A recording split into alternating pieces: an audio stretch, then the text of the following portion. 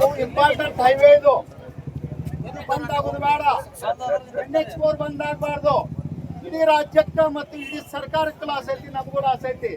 ಆದ್ರೆ ಇದನ್ನ ಕಣ್ಣು ತೆರೆಸ್ಬೇಕಾತಪ್ಪ ಅಂದ್ರೆ ಕಡೆಗೆ ಅಸ್ತ್ರ ಅಂದ್ರೆ ಬಂದ್ ಮಾಡಬೇಕಾಗತ್ತೆ. ಕಡೆ ಅಸ್ತ್ರ ಬಂದ್ ಮಾಡ್ಬೇಕಾಗತ್ತೆ. ನಮಗ ಒಂದು ವಿಶ್ವಾಸ ಐತಿ, ಸರ್ಕಾರ ಇವತ್ತ ಈ ಶುಗರ್ ಫ್ಯಾಕ್ಟರಿ ಮಾಲಕರು ಮತ್ತು ಚೇರ್ಮನ್ರು ಅವ್ರ MLA MP ಅದ್ರಿ ಅವ್ರೈತಲ್ಲ ಹಿಂಗ ಹೋತಂದ್ರೆ 3200 ಮುಗಿಸ್ಬಿಡುನು ಅಂತ ಹೇಳ್ತಾರ. ಆದ್ರೆ ಬೆಳಗಾವಿ ಜಿಲ್ಲಾದ ರೈತ, ಉತ್ತರ ಕರ್ನಾಟಕದ ರೈತ ಹೇಳಿ ಅಲ್ಲ. ಅವ್ರು ಪ್ರಯತ್ನ ಪಟ್ಟರೆ ನಾವು ಬರಾಕತ್ತೀವಿ. ಆದ್ರೆ ಈಗ ಅರ್ಥ ಆಗತೈತಿ ಇದು ಎಷ್ಟು ಖರ್ಚು ಆಕಿತ್ತು ರೈತರಿಗೆ. ರೈತರ ಒಂದು ಟನ್ ಕಬ್ಬು ಬೆಳೆಸಬೇಕಾದ್ರೆ ಎಷ್ಟು ಖರ್ಚು ಐತಿ, ಒಂದು ಕೂಲಿ ಕಾರ್ಮಿಕರಿಗೆ ನಾವು ಎಷ್ಟು ಕೊಡ್ತೀವಿ, ಟ್ಯಾಕ್ಟ್ರಿಗೆ ಡೀಸೆಲ್ ಹಾಕಿ ಟ್ಯಾಕ್ಟ್ರಿ ಬಾಡಿಗೆ ಎಷ್ಟು ಕೊಡ್ತೀವಿ, ಹೊಳ್ಳಿ ಒಂದು ವರ್ಷ ಕಾಯ್ತೀವಿ, ಹೊಳ್ಳಿ ಅದ ಒಂದು ವರ್ಷ ನಾವು ಹೊಳ್ಳಿ ಅದಕ್ಕೆ ಬೋರ್ ಎಷ್ಟು ಸುಡ್ತೈತಿ, ಬೋರ್ ಸುಟ್ಟ ಮ್ಯಾಗ ನಮಗೆ ಕರೆಂಟ್ ಇರ್ಲಾರ ಸಮೇತ ಮತ್ತೆ ನಾವು KBಗೆ ಬರ್ತೇವಲ್ರಿ KBಗೆ. ಅದು ನಮಗೆ ನೀರು ಬೇಕಾದ್ರೂ ಕರೆಂಟ್ ಬೇಕು, ಕರೆಂಟ್ ಬೇಕಾದ್ರೆ ರೈತಕ್ಕೆ ಮೊದ್ಲಕ್ಕೆ ನಾವು ಇದ ಸರ್ಕಾರಕ್ಕೆ ಹಾಕಿ ಸರ್ಕಾರದಿಂದ ನಮಗೆ ಕರೆಂಟ್ ಕೊಡ್ಬೇಕು.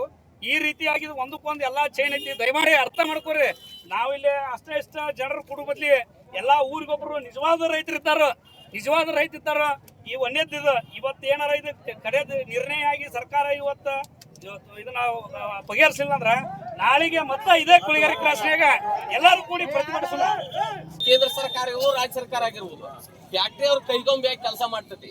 ನಮ್ ಜೋಗಿನ್ ಸರ್ ಹೇಳಿದ್ರು ಫ್ಯಾಕ್ಟ್ರಿ ಅವರು ಚರ್ಮ ಜಾಪ್ ಇದ್ದಂತವ್ರು ಅದಾರ ಅಂತ ತಿಳ್ಕೊಂಡು, ಅವ್ರಿಗೆ ಚರ್ಮ ಜಾಪ್ ಇದ್ದಂತವ್ರು ಇದ್ರು ಕೂಡ ಸರ್ಕಾರ ಅದನ್ನ ಬಗ್ಗಿಸ್ಬೇಕಾದ್ರೆ ಬಗ್ಸುವಂತ ಶಕ್ತಿ ಐತಿ. ಯಾಕಂತ ಕೇಳ್ರಿ, ಫ್ಯಾಕ್ಟ್ರಿ ಪ್ರತಿ ವರ್ಷ ನವೀಕರಣ ಮಾಡ್ತೀವಿ ಅವರು ಕೇಂದ್ರದಲ್ಲಿ ಮತ್ತು ರಾಜ್ಯದಲ್ಲಿ. ನವೀಕರಣ ಮಾಡುವಾಗ ರೈತರ ಬೇಡಿಕೆ 3500 ರೂಪಾಯಿ ರೇಟ್ ಕೊಡ್ಲೇಬೇಕು ನೀವು, ಇಲ್ಲಾಂದ್ರೆ ನಾವು ನವೀಕರಣ ಮಾಡುದಿಲ್ಲ ಅಂತ ಹೇಳಿ ಒಬ್ಬರ ತಡಿ ಹಿಡಿಯನ್ನು ಹೌದಂತೆ ನಾನು ರಾಜ್ಯದವ್ರು ಆಗಲಿ ಕೇಂದ್ರದವ್ರು ಆಗಲಿ ಮಾಡುದಿಲ್ಲ ಅದನ್ನ ಕೆಲಸ. ಯಾಕಂದ್ರೆ ಕೈಗೊಮ್ಮೆ ಇದನ್ನ ಯಾಕೆ ವಿಷಯ ಹೇಳ್ತೇನೆ ಅಂತಂದ್ರ 2016-17ರಲ್ಲಿ ನೆನಪಿಲ್ಲ ನನಗ, ಇದು ಹೋರಾಟ ಎಲ್ಲಿ ಇದೇ ಪ್ರಮಾಣ ಹೋರಾಟ ಈ ಲಾಸ್ಟ್ ಎಲ್ಲಿಗೆ ಹೋಯ್ತು, ಹೈಕೋರ್ಟ್ ಹೋಯ್ತ್ರಿ. ಹೈಕೋರ್ಟ್ ಹೋದಾಗ ರೈತರು 3000 ಬೇಡಿಕೆ ಇಟ್ಟಿದ್ರ. ಅವತ್ತ ರಾಜ್ಯ ಸರ್ಕಾರ ಇವರು ಫ್ಯಾಕ್ಟ್ರಿ ಅವ್ರು ಏನ್ ಮಾಡಿದ್ರು, 2000 ಕೊಡ್ತೇವೆ, 2200 ಕೊಡ್ತೇವೆ ಅಂತ ಹೇಳಿದ್ರು. ಲಾಸ್ಟ್ ಹೈಕೋರ್ಟ್ ಏನ್ ಹೇಳ್ತಿ, 2500 ರೂಪಾಯಿ ಕೊಡ್ಲೇಬೇಕಂತ ಆರ್ಡರ್ ಮಾಡಿದ್ರು. ಆದ್ರೂ ಕೊಡ್ಲಿಲ್ಲ. ಅವತ್ತಿನ ಸರ್ಕಾರ ಇದೇ ಸಿದ್ದರಾಮಯ್ಯ ರೈತರ ಎಲ್ಲಾ ಫ್ಯಾಕ್ಟ್ರಿ ನಿರ್ದೇಶನ ನೀಡಿದ್ರು, ಆದ್ರೂ ಕೊಡ್ಲಿಲ್ಲ. ಯಾರು ಕೊಟ್ಟಿಲ್ಲ ಅವ್ರನ್ನ ಬಿಜೆಪಿ ಕಾಂಗ್ರೆಸ್ ಸಂಪುಟದಿಂದ ತಗುವಂತ ಕೆಲಸ ಮಾಡಲ್ಲ. ನಾಳೆಗೆ ಹಾಕತ್ತಿ 3500 ದೊಡ್ಡದಲ್ಲಿದೆ. ಅವ್ರು ಮಾಡುವಂತ ಶಕ್ತಿ ಇಲ್ಲ ಇವ್ರಿಗೆ, ಯಾಕಂದ್ರೆ ಅವ್ರು ಕೈಗೊಂಬೆ ಕೆಲಸ ಮಾಡ್ತಾರೆ ಇವ್ರು. ಅದಕ್ಕೆ ದಯವಿಟ್ಟು ಈಗ ಯಾಕಂದ್ರ ಇನ್ನೊಂದು ವಿಷಯ ಐತಿ ಏನಪ್ಪಾ ಅಂದ್ರ, ಈಗ ಈ 1 ಟನ್ ಕಬ್ಬಲ್ಲಿ ಸುಮಾರು 4ರಿಂದ 5,000 ರೂಪಾಯಿ ಟ್ಯಾಕ್ಸ್ ಹೋಗುತ್ತೆ. ಅದು ರಾಜ್ಯಕ್ಕಾಗಿರ್ಬೋದು, ಕೇಂದ್ರಕ್ಕಾಗಿರ್ಬೋದು.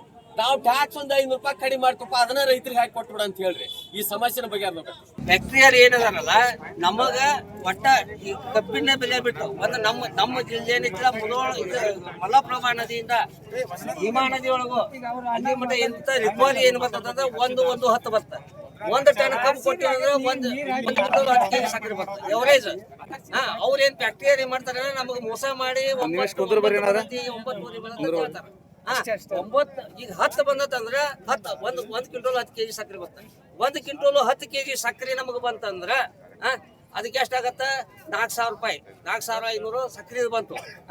ಇವರು ಎಥನಾಯ್ಲ್, ಸ್ಪಿರಿಟ್, ವಿದ್ಯುತ್, ಮೇಳಿ ಇಷ್ಟು ಮಾತ್ರಲ್ಲ, ಅದರಿಂದ ಒಟ್ಟ ಟೋಟಲ್ 14,170 ರೂಪಾಯಿ ಬರ್ತದೆ ನಮ್ಗೆ. ಅವ್ರ ಫ್ಯಾಕ್ಟ್ರಿಯರ್ಗೆ 14,170 ರೂಪಾಯಿ ಬರ್ತ. ಅದ್ರಾಗ ನಾವು ಅದು ಹೆಚ್ಚಿಗೆ ಕೊಡೋದು ಕೇಳ್ತೀವಿ. ಆದ್ರೆ ಎಲ್ಲ ಏನಾಗ್ಯಾವ ಅಂದ್ರೆ ಫ್ಯಾಕ್ಟ್ರಿಗಳು ಏನಿದಾವ ಅಂದ್ರೆ ಎಲ್ಲ ರಾಜಕಾರಣಿ ಅದಾವ, ಎಲ್ಲ MLA MP ಇವರು ಅದಾವ. ಹಿಂಗಾಗಿ ಅವ್ರು ಏನೂ ಕೊಡಕ್ತಾ ಇಲ್ಲ. ನಮಗೆ 3,000 ಕೊಟ್ರೆ ಅವ್ರಿಗೆ 11,000 ಉಳ್ತೈತಿ. 11,170 ರೂಪಾಯಿ ಉಳ್ತೈತಿ. ಮತ್ತೆ ಅವ್ರ ಲೇಬರ್ ಪಗಾರ ಎಲ್ಲ ಕೊಡ್ಲಿ, ನಮ್ಗೆ 3,500 ಕೊಡಕ್ಕೆ ಇವ್ರದ್ದು ಹೆಂಗಟ್ಟು ಹೋಗತಿ. 4,000 ಕೊಟ್ಟರು ಅವ್ರಿಗೆ ಹೊರಟಕತಿ.